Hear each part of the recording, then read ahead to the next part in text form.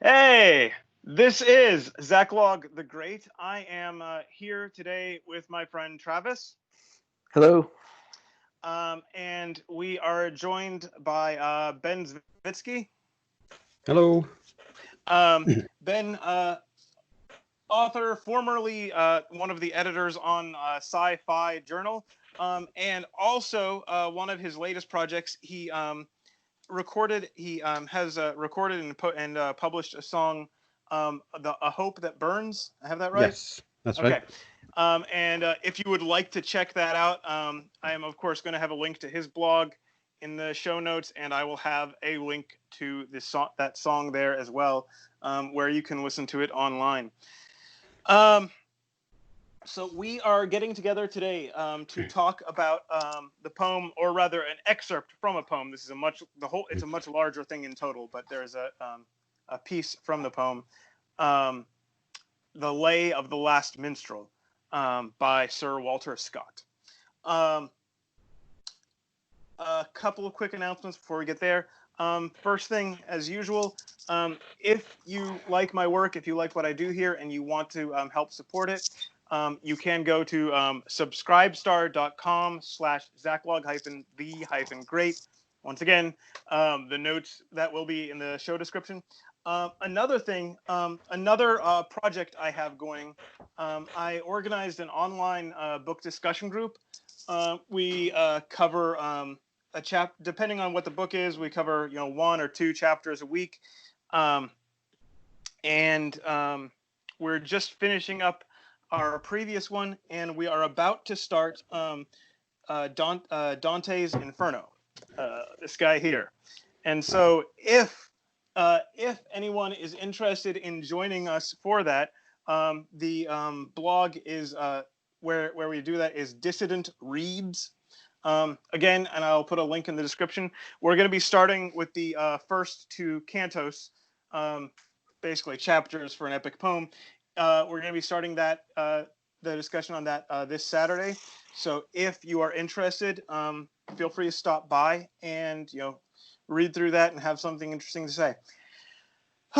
And having covered all of that, I'm going to go ahead and put the poem up on the screen. Ben has offered to read it for us. And where are we? That's the one I'm looking for. Okay. Let me know when we see it. It's up, but I can't. It's up. It's, oh, right. You just right. need to scroll down. Right. Okay, there we go. Okay. I opened it down anyway, so okay. Okay. Breathes there the man with soul so dead, who never to himself hath said, "This is my own, my native land," whose heart hath ne'er within him burned, at home his footsteps he hath turned, from wandering on a foreign strand. If such there breathe, go mark him well, for him no minstrel raptures swell. High though his titles, proud his name, boundless his wealth as wish can claim, despite those titles, power and pelf, the wretch consented all in self, living shall forfeit fair renown, and doubly dying shall go down to the vile dust from whence he sprung, unwept, unhonoured, and unsung.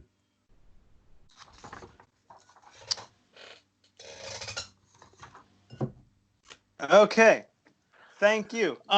And Travis asked to have the first swing at this after the poem. So Travis, what did you want to? When you said that this might be an interesting poem for me because I've traveled, you were right. It moved me, and it moved me to such an extent that I wrote a rebuttal poem. So I'll go ahead and read that poem and see what you think of that. O kind sir, what know you of life from your long-nosed tower? If you'd touch the earth, you'd know it is not vile. If you'd on a corner sung, you'd know some small thing of a singer's song. What, kind sir, know you of a wayward's way, having known the seaside only for a day? I've scraped tar and paint on freighters, cut hides from cattle dead and bloated. These are my titles. I know the salt sea, her 100-foot waves, the desert's airs, her diamond stars, not 100 meters far. These are my power. I have received the charity of strangers, danced and drummed for the land tide and tethered. This is my wealth. I know what hunger is and cold. I speak to my fellow man, not with backbite, gossip, or political blow, but open-hearted and with a mind for aid. You, my friend, are concentered. You, my friend, are the concentered, born with land, power, and place. When did you speak with a wandering man or invite him in? When did you seek to know his jewels and treasure? I've taken shelter with widows, families, and vagrants, mostly poor and strangers all. I travel alone, but there are well wishes from these, less than strangers, standing at their door. And when I die alone, I'll be no more a wretch than you, and no more alone. Of what import an after party when you've ended, when no longer you can step outside your gate, face the wide world, and test your fate. So, and I just responded to that part. Obviously, I didn't read the rest. Walter Scott obviously had some adventures of his own, according to my recollection. But yeah. So, am I the only one who heard a little bit of Whitman in that? I wouldn't know. I'm not that educated. I hadn't spent a long time since I read Whitman. It wasn't intentional. I just winged this thing off, and I didn't work too hard on rhyme or meter, but a certain rhythm. Well, and the other thing is, he's I get what you're saying. The other thing is, though, he's not, like, if you read it, he's not saying that there's anything wrong with traveling, or that there's even, traveling long and far. But what he's saying is that if you don't have that one place that is not traveling, that is home, if you don't have that one place that means more to you because it's where you're from, then you're missing something pretty essential. So I don't know if you agree with that or disagree with that idea. I guess, I mean, I've done some traveling, and I've met and spoken with a lot of travelers who are much more hardcore travelers than I am. They literally hitchhike everywhere and sing or dance or whatever for coins, make crafts. And some of them might have a home. They don't speak very much of home. I think a lot of them, home was ruptured. They left. It wasn't a happy place. And maybe they sometimes find home, but most of them seem to find a place for a time and then they move on. And I was talking with a social worker, that works with the mentally ill, and more specifically, but he said, there is a small percentage of the population that they want to travel. They don't want to be tied to anything. It's just kind of the general part of their makeup. And so I was tapping into some of that, which I experienced to a certain degree, but I'm very connected to multiple places that I actually call home. So I get the native part, and I think there's a lot to be said for having a native land and a place and the excitement of going home. I've experienced that excitement, as I've gone home. But I think to call the person a wretch and the dirt they come from vile is a little extreme as far as, trying to say that, hey, it's a good thing to have home and family and a place. Yeah, I'm not sure whether the vile dust is actually referring to it being vile because it's from where he is where he came from. I think it's that dust is vile in general, and that everyone came from dust and everyone comes back to dust. Well, and the other thing is, like, if you take it in context, he's talking about, knowing a place to be your home, having roots somewhere, and if this is the vile dust from whence he sprung, this person who doesn't have that connection, this person who doesn't have that reverence for home, well, that's his dust, and it's vile because he rejected it. It's a little, I don't think you have to read it that way, but I think like you could say, the reason it's vile dust is because he turned away, he rejected it, and that's how. But if in he some sense, he rejected must it, think. if the traveling man has rejected the dust, we'll say the place that he came from, he's not going to go back there to die in that dust. And I mean, if you meet these hitchhikers and these hardcore people, they literally live in the dust. They sleep on the ground. I've done plenty of it myself. So it's like, to me, it's kind of like he's saying there's no connection to the earth because he doesn't claim a certain patch of it. But the traveler, he claims all of it. He claims all the earth as his own. He does. He goes out, he lives in it wherever he goes. He's not confined to a traditional sense of place or home. Yeah, we understand that. I think the point is, if you don't have a fixed place that you call home, it's one way of avoiding responsibility. I think that people don't want to be tied down. They don't want to be tied down by relationships. They don't want to be tied down by locations. They don't want to be tied down by countries. It's a way of just avoiding that deep bond that people seem to be scared of, because I think that something will be demanded of them, and it makes you you lose something when you don't have that deep bond, that deep responsibility that enables you to face. I'm speaking as someone who has emigrated from his home country. I'm an expat. I have laid down roots in a completely different country, in a completely different culture from where I came from, and yeah, depending on how strictly you define, leaving home, that could probably apply to both Travis and I as well. We are both under the same,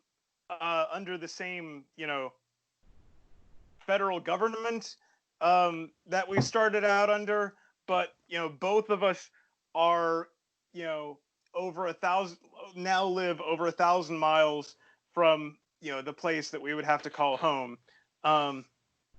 And it's actually kind of funny. I went back for Christmas this past December. I visited home for a week, and without going into more specifics, it's in the Appalachian Mountains, and as we were driving up there. I stopped. We were at least,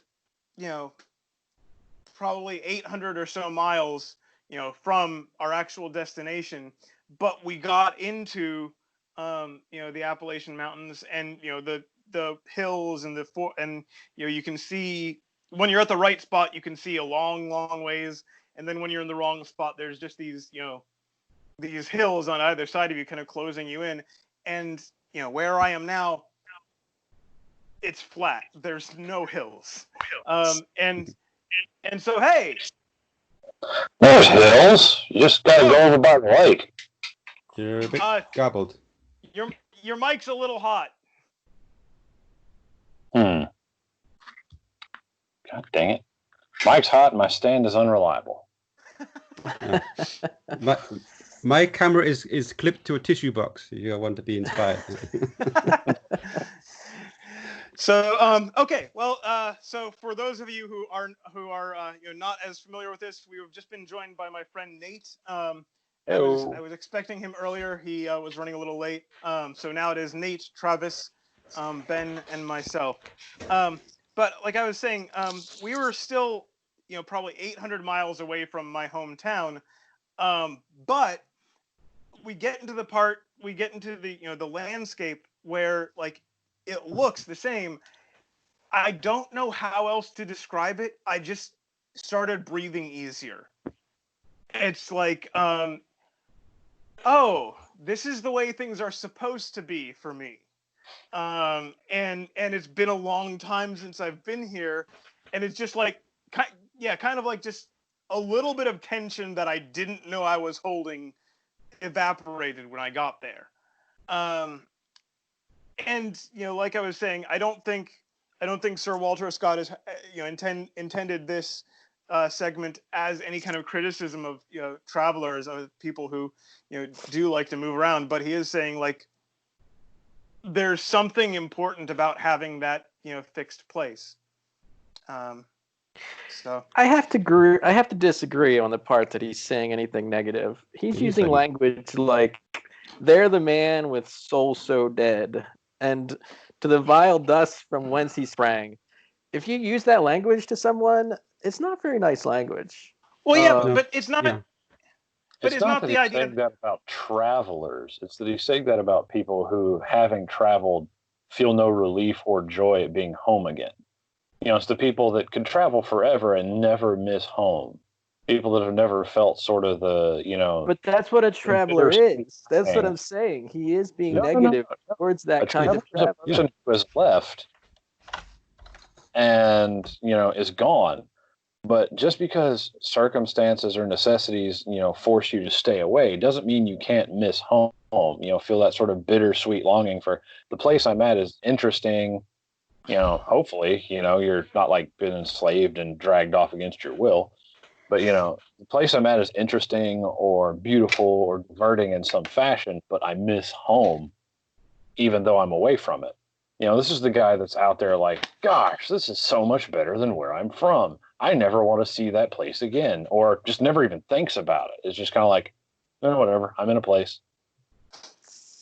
But the thing is, some people never actually had a home in the context that you're speaking of. I mean, this guy is a knight and landed and whatever. That's the assumption I'm making anyhow. Some people grew up bouncing from place to place and never had a home. I mean, I had a friend who was an army brat, and she called home Germany, where she spent 3 years in high school because they were basically formative years. And then she moved on to somewhere else. And, since then, she's got a family and lives in a solid place. And I haven't spoken to her for some time, so I don't know if she now calls that home. Now, she did. She longed. Her parents lived in Virginia, and she longed and missed Germany. Most travelers have that kind of longing for some place, and they may end up back there. Okay, and they would be free of Scott's censure in this. Because they have an attachment. They have somewhere that little piece of root that is what, Scott is saying you need to have to be a fully developed person. But Scott is talking of a native land, not a place that you hold dear. He's talking of you've wandered to a foreign strand, and now I'm going back. These people, they may choose never to go back. They find the next beautiful place. I mean, unhallowed dust, man. The unhallowed dust is their ultimate end. That's all I have to say. Yeah, but the unhallowed dust is the end for the narrator too. Everybody dies alone. He says you're going to doubly dying. You go to the dust from whence you sprung. Everybody does. True, it doesn't matter whether when I die, I will be buried under the sacred, polluted, corrupt soil of my native Louisiana. Dang it. That's all there is to it. So unhallowed dust, no thank you, sir. I'll be buried, like I said, in the corruption-riddled sandy soil of the riverine southwest Louisiana. Well, and it's hallowed because it's yours. Exactly. Yeah, but what's wrong with the traveler seeing wherever he ends up dying as his hallowed ground? Like, as I said earlier before you came in, he's a different kind of man. The strange must be evicted and hated. Who must be Maybe hated? That's not a good modern take on it. I missed what you said. What was it? I said, well, obviously he's a stranger to us, and he's a different kind of man, and as such cannot be trusted and must be hated. And that is exactly how history has always treated the stranger. Read any story, literary or otherwise, throughout history. It's like it's everything. Anyone who's strange or different, the villagers get their forks and picks and they go out and stone him to death. And see, what's ironic is my last name actually means an exiled foreigner. Basically, like my last name, as Chris, one of our other former common guests, pointed out that my last name is half of literature, which is a stranger comes to town. So I imagine that, yeah, we've probably met more than one of those situations in our time. But at the same time, like I said, you have to. I don't think they're going to just automatically off the guy that came from the next town over, or even the guy that came from the next sort of tribe over. If he can, show that he comes with goodwill and make something of himself there, you can build a new home. Like, and I'm playing up the angle of, I'm like a big homebody and blah, blah, but I do sympathize with what you're saying, Travis, that, sometimes people have to wander and, it doesn't make them bad people, even if they never do return home and they do, sort of build a new home. But basically, I feel like the idea that Scott was getting across, there are some people that never develop that root anywhere, that you can't transplant them because ultimately they're just a free-floating particle. You can transplant a person, like I have to take you from your home here, or fate can, let's say, take you from your home here, uproot you entirely, toss you somewhere else, and as you land there, you grow the root again. And that's okay. You can transfer sort of your love of home and the place that you are relieved to see. It's the people that are rootless that, they value no place that way, that ultimately it's like, if you can't be loyal to the home of your birth or the place where, you are home, the place where your soul resides, do you have the soul to reside there at all? Because, it's such a natural affiliation that to go your life without it, it's really weird and upsetting and probably honestly, I agree with Scott that it speaks to a character flaw. It's a lack of loyalty to the most basic things. I'm just reminded of a quote from Chesterton, like, the question is not so much, are there foreigners in my country, but are there cosmopolitans in my country? Cosmopolitans who act in complete indifference to my country and all other countries. Yeah, and that's another thing. Like, I'm sorry, Travis. I'm definitely more on Sir Walter Scott's side here. I think you may be fighting your battle alone. But like,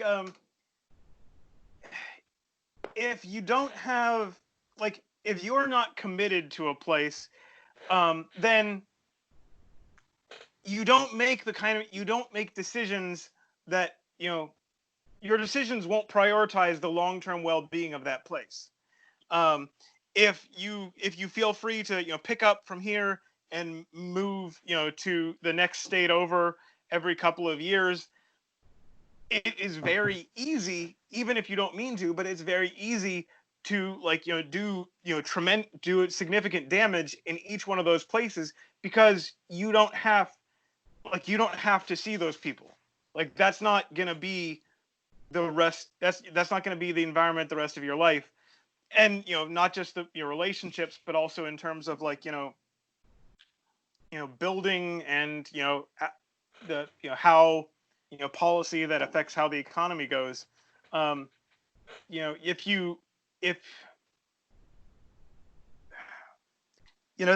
this, when was that? I guess that was probably like your concern never extends beyond. Your concern is a lot less likely to extend beyond yourself in any great extent. Well, and that's okay. That's a good point. That's the one, or a point I was thinking that relates. There's I don't know if anyone here has read it. There's a book by Nicholas Nassim Taleb, and it's called "Skin in the Game."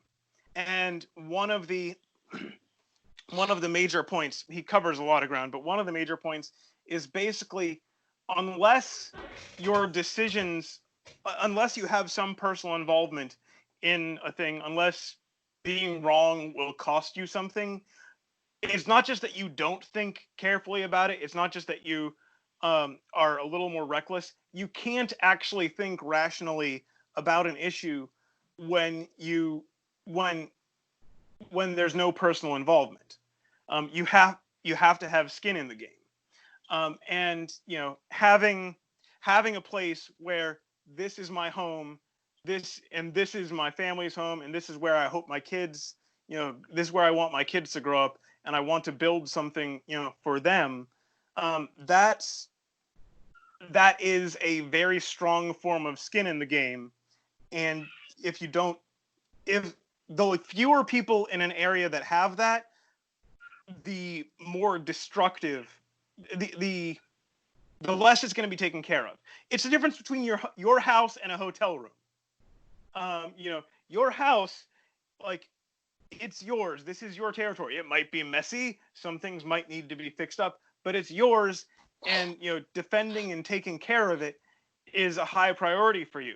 A hotel room, okay, maybe if you make a big mess, they'll charge you extra afterwards, but it's really not your problem.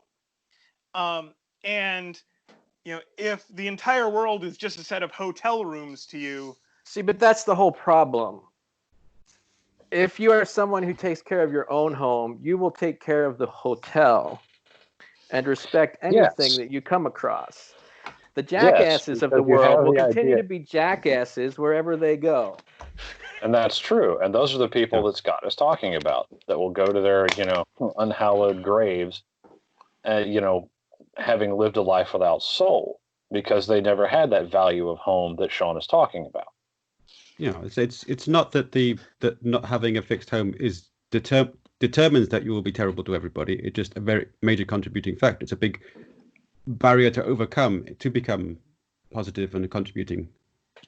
So the way I would put it is that C.S. Lewis gave a great series, or I don't know if it's a series of lectures or one lecture. I listened to it in 4 parts. It sounded like 4 different lectures about the 4 kinds of love. And one of the first ones he talks about is storge, which was a new one to me. I'd heard of eros, philia, and agape, but I'd never heard of storge before. And what he talks about it is it's familiarity. Yeah, it's sort of the familiar affection.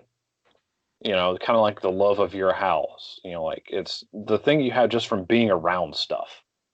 Like I like my stuff. I like my place. I like my car. My car may be an old hoopty, but it's mine, and I know it, and I know how to make it work, and I know how it does, and it's just comfortable for me. And so storge can be the launching point for a lot of the other loves. Like, I'm around a person a lot, so I develop a sort of storge for them. We're familiar. I have a sort of familiar affection for them. It makes me see values in them, and perhaps that leads me to philia. I'm like, I want to be your friend. Or, I'm around a woman a lot. And so I see that she has admirable traits, and I begin to notice the things that make her interesting and beautiful. And I say, perhaps popping little arrows here. And then those things can eventually lead, point you toward the higher love that, the love of the Christian for the brethren and, the love of God for his children, the agape love, which is hard to access without, knowing some of the other ones firsthand. But honestly, the basest, lowest level of love and the easiest one to access, the one that sort of is the seed bed for a lot of the other ones really, is storge. It's that familiarity. And if you go, and one of the first ways you learn that as a child is the love of home. But growing up without it handicaps you in that way. You've got to try and come by it in a different way. It's like being raised by wolves. You lose out on some of the basic things. But a lot of people are raised by wolves. That's what's wrong with society today. Well, I would like to counter this whole direction with a passage from Hebrews about all the heroes of the faith, from Hebrews 11:13 to 16. All these people were still living by faith when they died. They did not receive the things promised. They only saw them and welcomed them from a distance, admitting that they were foreigners and strangers on earth. People who say such things show that they are looking for a country of their own. If they had been thinking of the country that they had left, they would have had the opportunity to return. Instead, they were longing for a better country, a heavenly one. Therefore, God is not ashamed to be called their God, for he has prepared a city for them. That is an alternative way of finding out that there is a possibility to live in this life, a healthy way to live, acknowledging that no place is truly our home, because our home is still awaiting us after we're dead. Well, and another thing with that though, like if you I think it's in James where he says, how can you say you love the God you have not seen when you cannot love your brother whom you have seen? Yeah. And how we learn, again, kind of how we learn, like Nate was saying, how we learn these basic, what would be? Oh, it's kind of like the C.S. Lewis Men Without Chess. How we learn those. I can't find the word. Those primary guiding emotions. Maybe I don't know. Is through a connection to a place here on Earth, and like I said, when I went back over Christmas, this past December, like I got into those hills, and I looked around, and I'm just like, oh, I just a little bit of stress I was unaware of is gone, and maybe that's just a tiny picture of what what heaven will be like. And what I will say, I'm actually going to try and judo Mr. Zwycky's point, is that the reason that those men were heroes is because they lived in such a difficult, almost unnatural way. They did live as strangers on the earth, looking forward to a home that they had not seen. And that is very, very harsh and hard to live a good life that way. And so that's why we count them as heroes, because they did something that most people cannot do. And that is what the dyed-in-the-wool gypsy does. He lives moving forward, and he goes to a place he's never seen before, and he feels that release of tension that Sean is speaking of. And he's like, this feels like home. And he sets down shallow roots, and he gets to know some people, and he enjoys them, and they lift each other up. And then at some point, he says, you know what? It's time to move on. I've done my part here. I mean, if you want to go, Jesus went into the world and did good works. That's what we're to do.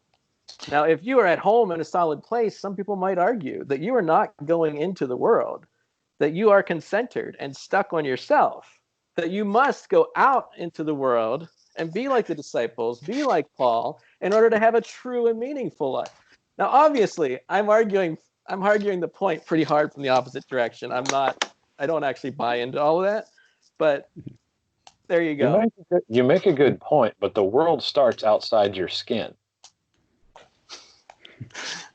So I mean, I meet the world. It says I go into the world, every time I'm alive. Yeah, I'm out there, interacting with folks and trying to set the example of Christ. It says I don't need to go to Mexico. I've got heathens right here. I work with half a dozen of them. So I try and set forth an example and lay forth biblical principles in the way that I conduct myself and live and treat people. And when I can, I kind of dig at them a little bit with, actual scriptural references just to let them know that, hey, I have an eye to your conversion, but I'm not going to beat you over the head with this. But at the same time, that's, quote, the world. Like I said, Jesus didn't say, leave your home. It didn't say specifically everyone should leave their home country, go somewhere else and live there to preach. Exactly. He didn't say everyone, but he also said... Especially in the epistles, the apostles like make a difference where you're at. Not everybody has to be exactly. Not everybody, but there is a percentage of the population that will feel led that way, and they shouldn't be looked upon as wretched or soul dead as Walter Scott is describing them. Well, understand this. I've known a lot of missionaries, spoken to them. They love the country they're working in. They love the people there. They love the work they're doing. The Lord has laid that on their heart. That said, they're very happy to be home. You can love what you're doing in the place you're doing it in, and still not fall afoul of Scott's banishment here, because you still have that connection to home. It's like, man, I love being amongst my own people, for the term. I love being around my family and friends and the things that are familiar that I grew up with. I said, the root remains at the origin, but the heart may be somewhere else. But like I said, there's always that still attachment. But the I would true say that- traveling man's attachment is to the world. They look at the whole world as their home. They make attachments with everyone that they meet, and those attachments are sufficient for them. Now, maybe they're not a deep-rooted tree. Maybe they're a dandelion. But the dandelion is as important as the 15 tree. feet deep, my man. That's not What's a good that? example. Dandelion taproots could be 15 feet deep. Well, there you go. Learned But that the other day. And was like, they're holy easily cow. they're easily wiped out on the surface by Sir Walter Scott and his theory that they're soul dead. Well, okay. So to attempt to reach a kind of compromised position here, Travis, you've known a fair amount of these people, and you've to some extent been one of these people, right? Right. Those people are relatively rare, though, right? It's not most people What I don't said, think that way. it is a small percentage of the population. I think right. it's maybe like 6%. Someone the social worker that I spoke to, it's probably even less than that. I mean, to travel the way that some of these people do, it's got to be less than 1%. I mean, okay, it's a hard-nosed life. Okay, so like there are some people who are more naturally inclined to this, but most people aren't.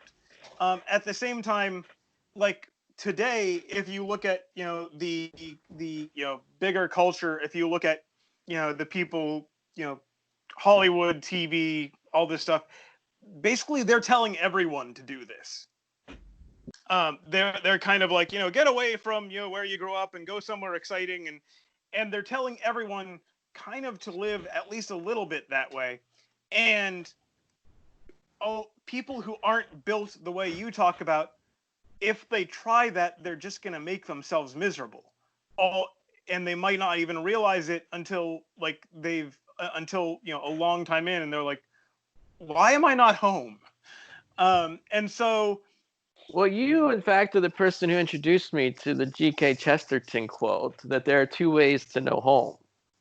One is to circle the globe and come back, and the other is to never leave. So he gave great value to the traveling man.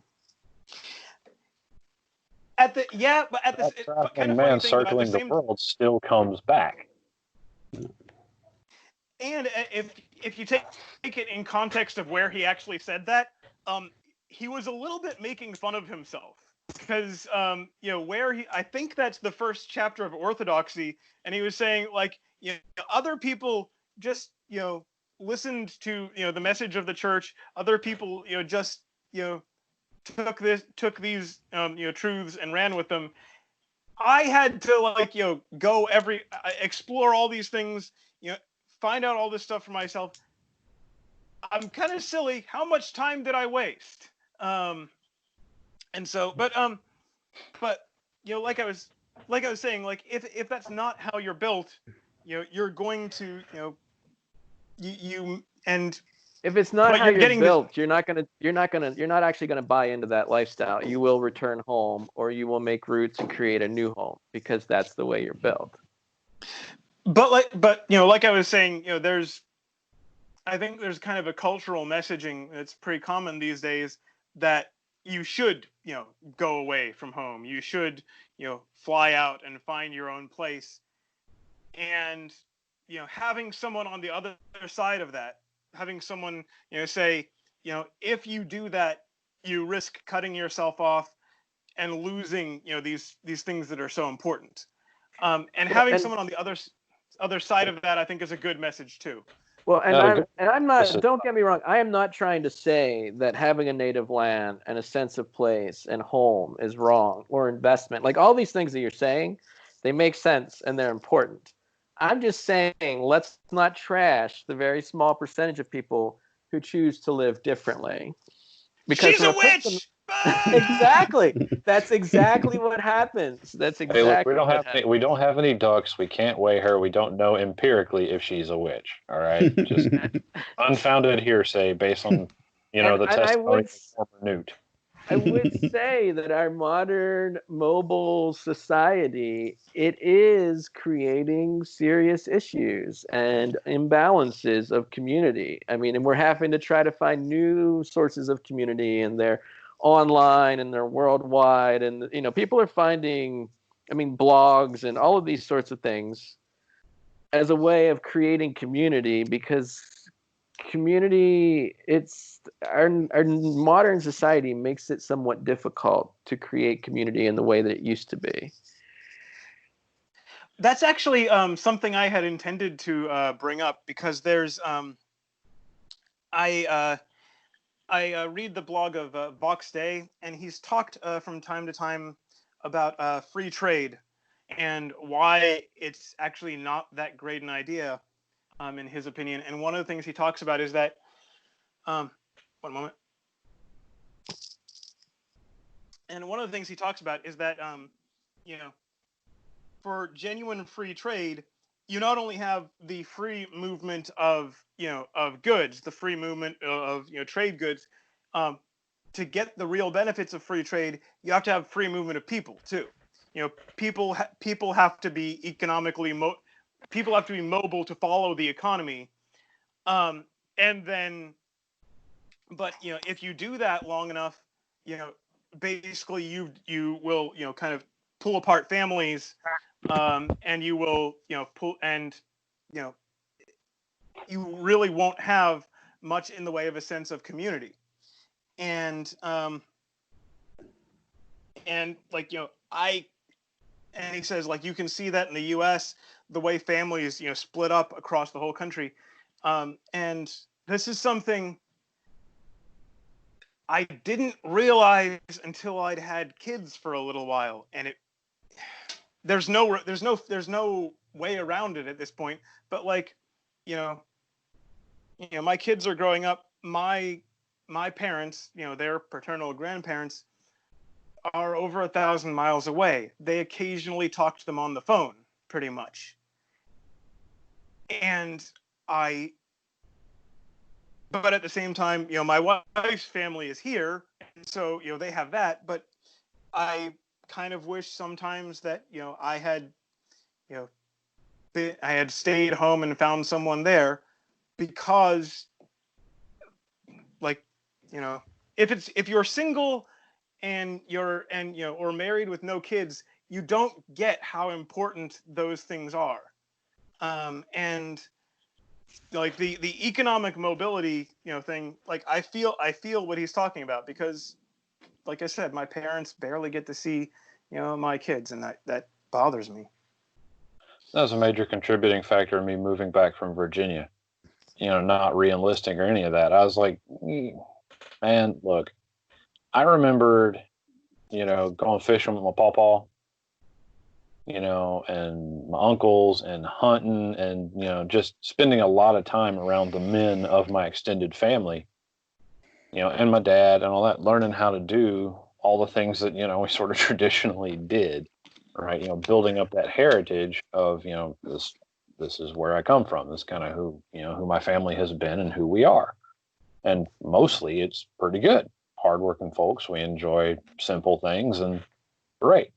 You know, and then on my dad's side, I'd, you know, my other pawpaw would go out there, work on the farm, you know, run cattle, just, you know, kind of work around, build fences, clear brush, you know, a lot of stuff that way. And that taught me a lot of lessons too. And I realized my sons are growing up isolated from that, and I didn't like it. So we came on home. But I want to springboard there. We flip around to supporting Travis for a minute. Good. I even if it's not me, I think he should have someone on his side. I have, like I said, I will say that, you know, loving your home can be dangerous. You know, it can lead you into errors or, you know, bad action, because sometimes you will support the temporal, you know, physical thing over the sort of transcendental truth that you got to be able to pursue. Like, you're going to support what you appreciate and what you love over perhaps what is actually right and good. And, I think about a lot of men heading into the Civil War, and they're really typified by Robert E. Lee, who is a decent man, a good man, a gallant man, who wound up, because of his love of his home and, the place of birth and the people that he was with, he ended up fighting on behalf of a truly abhorrent cause just because he, quote, could not fight against his beloved Virginia. And so I feel that in my bones that the choice he had to make. And I can't say, especially, no, if it's given the time, I know exactly that. I'd be like, nope, heck with it. I'm fighting for Louisiana, baby. And all you Yankees get dead. But even today, if it came down to a similar schism, I don't know that I could fight against Louisiana. I like to think so because, well, I'm You'd American. move to Mexico to be a missionary. No. I was just tying that back to your last one of the comments about Mexico. I'm slinging lead one way or another, but I'm not sitting out. But I feel it. I feel the weight that puts on you, that, loving the true, the true homebody's love for his home is difficult to overcome. And so, like I said, there's a danger in this, that you grow your roots, so deep that you tap a poisoned well, right? Where you will support your home, whether it's right, wrong, or whatever. You gotta be able to temper that and see beyond it. But overall, I still find it to be very valuable. Just, it can be dangerous. Right. Well, and I will say that, the sort of travelers that I'm talking about, and it's funny because I just came across a term that I'd never heard before they're mostly Western, but not necessarily, that don't have a sense, they don't call a country home, even though they may have residency, they travel around and do these different things. Like, that's one of the things they'll say is that, they're minimalists and they don't want to be tied to stuff. They don't want to be tied down by that. There is a sort of transcendental thought that goes along with many of their ways of being. And I think it goes back to, I don't know. I remember hearing that one of the, in Tibet, other places, I guess, where they do a pilgrimage and they will have a begging bowl, and basically they go with nothing and rely on the kindness of strangers to get them there. I mean, it's the same, I forget the name of the one, that the pilgrimage in Spain that they do. I mean, similar ideas. Like, for a lot of these travelers, it is a kind of act of faith, in a way, that what they need will come, without having planted roots and corn each spring in order to feed them. I think the pilgrimage in Spain is Santiago de la Compostela, I think. Yes, that's on the way of James. Yeah, because I actually edited a book about that. Someone went on that pilgrimage. So that's the only reason I know about that, about what that's called.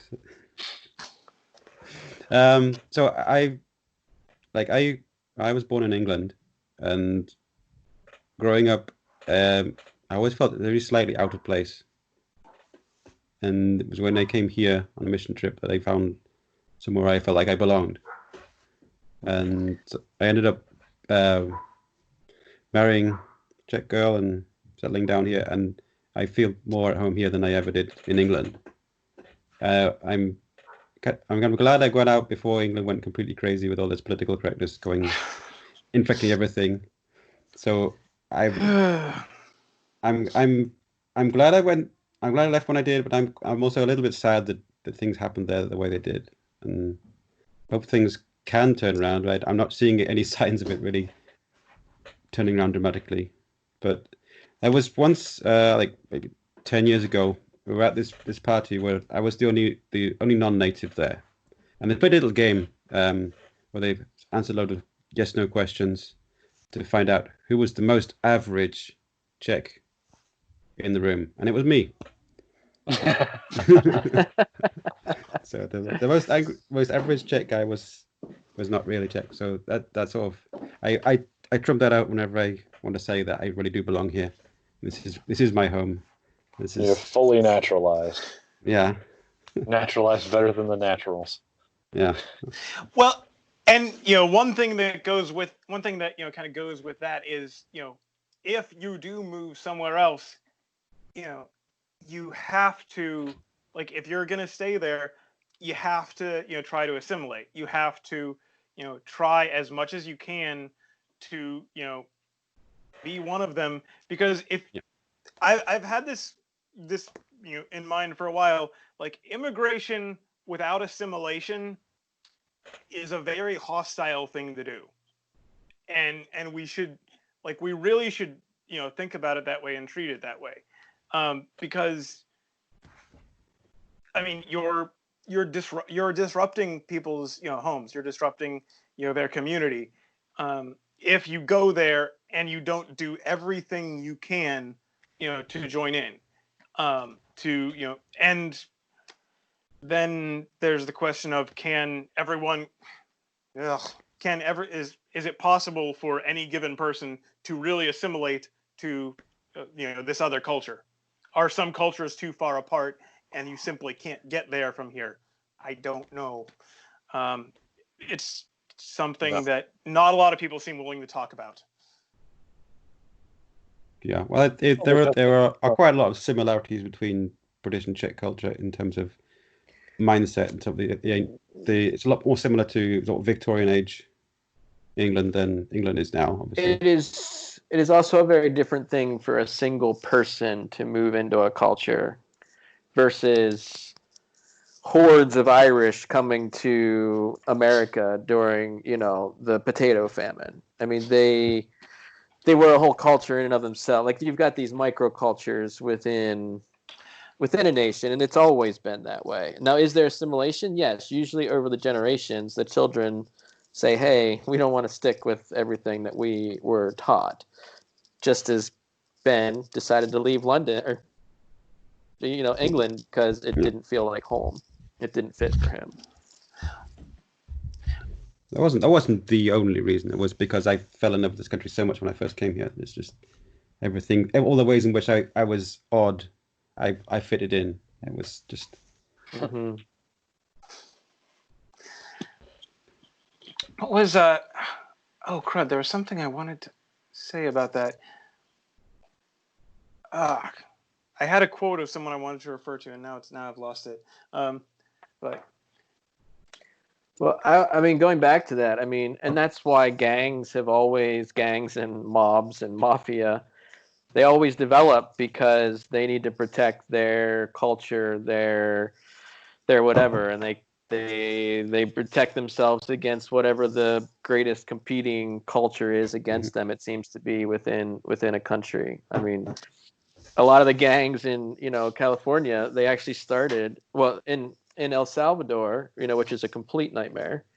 They actually started in the United States because they immigrated to the United States, came here, they were fighting over resources, created these gangs, and then they got kicked out and went back to El Salvador and have totally messed things up there.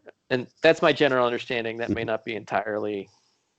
Yeah, well, a gang is a corruption of something that is good, like a brotherly communal bond. So that's why they are so powerful, because it is something that is a good thing, that is people do need, but it can be perverted into something truly ugly. Like it's only the truly good that can become truly evil. Yeah, it's a broken family kind of situation, right? It's a shattered good, and the idea is that if you have the formation of gangs and things like that based on ethnicity, to sort of preserve your culture, is a misfocus either from the people doing it, that they feel like their culture needs to be preserved even in this new country, and that the new country better adapt to their culture, or it means there's problems in the new country that they haven't come to accept elements of that culture and feel like, no, we need to wipe it out. Both of those are a problem. And I feel like especially historically, like these, sort of the Irish gangs and the Italian mafias and all of those things, that it was a little bit of both. that, hey, you better not be speaking anything but English even at your home. No, guys, come on, don't be like that. But there's a different time, understanding of these things hadn't really come around. So yeah, you get people that are overly defensive about it and decide that they're willing to, take it to organized violence. Like I said, and a lot of that comes down to resources, I think. I mean, people are battling for resources. I mean, the Irish were hated and loathed and, were turned away from work and everything. So you're going to try to create some pushback somehow.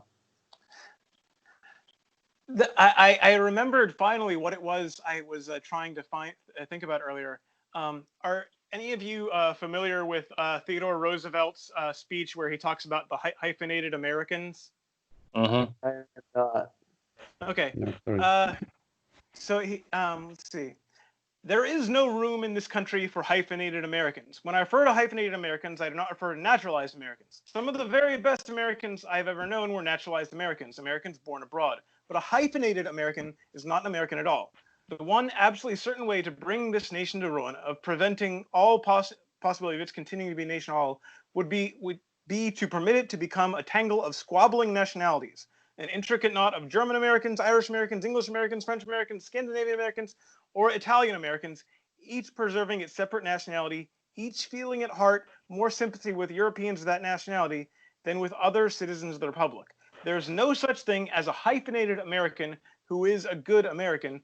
The only man who is a good American is the man who is an American and nothing else. And I think somewhere else, actually, I think that might have been a different person. Oh, that's Wilson. Okay.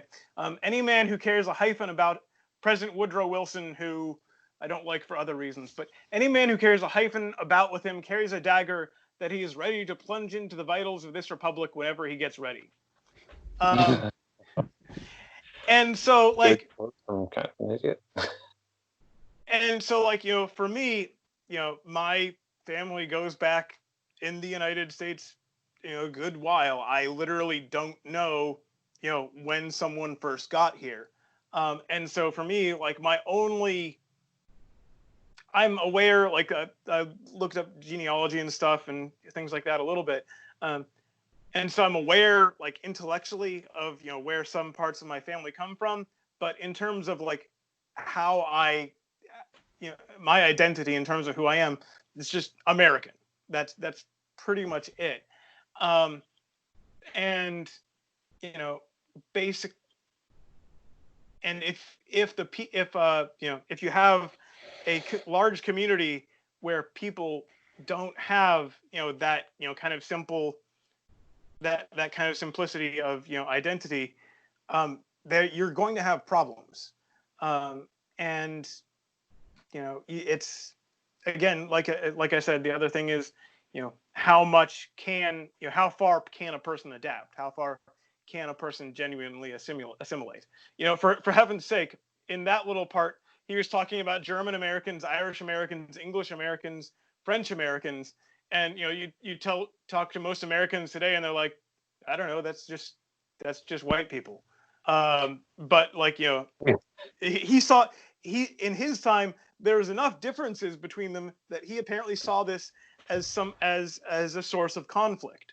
And that's because they had recently immigrated, I think. It takes several generations before you become fully assimilated and American. I mean, those things these things that he's speaking about, Irish American, German American, except for a cultural area and ethnic food, you usually don't hear these things very much. You meet somebody and you, at some point in the conversation or a relationship, you're like, so what's your heritage? And they'll be like, Irish.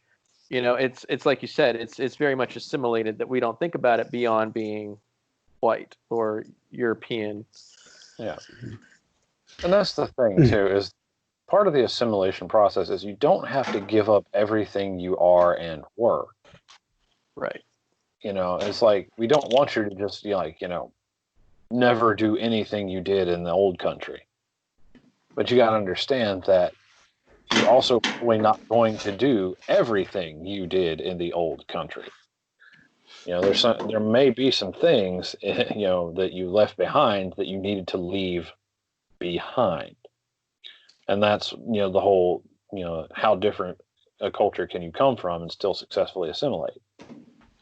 What was so a slightly more lighthearted moment here, I hope, because people were talking about the Irish immigrants. How many potatoes does it take to kill an Irishman? None. No. Oh man. Yeah. Well, I feel like I've touched on most of the things I wanted to say about this poem. Nate, since you arrived partway in, was there anything else you wanted to cover? Feel like you got it all?